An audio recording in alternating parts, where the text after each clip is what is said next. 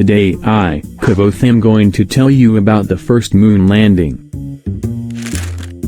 After the Second World War, the incompatible ideologies of USA and the Soviet Union fueled a bitter Cold War rivalry. Both nations vying for military and technological superiority, and rocket science was key to both of these objectives. This competitive atmosphere led to the so-called space race. The Soviets took an early lead by orbiting the first artificial satellite and by sending the first man to space.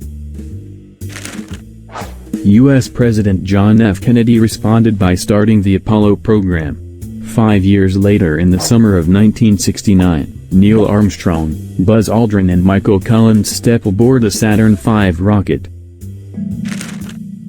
Their ambitious mission was to fly to the moon. 4 days later, on the 21st of July 1969, the Apollo lunar module landed on the Mare Tranquillitatis on the moon.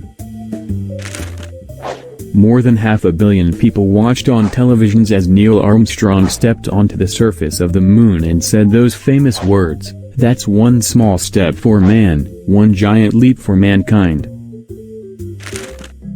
After returning to Earth 3 days later, Armstrong and his two colleagues were celebrated as heroes around the world. Many nations paid tribute by printing postage stamps and commemorative coins. The achievement of putting the first man on the moon was an important symbolic victory during Cold War for the U.S.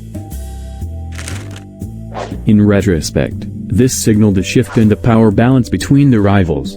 For the USSR, losing the space race foreshadowed their collapse about 20 years later.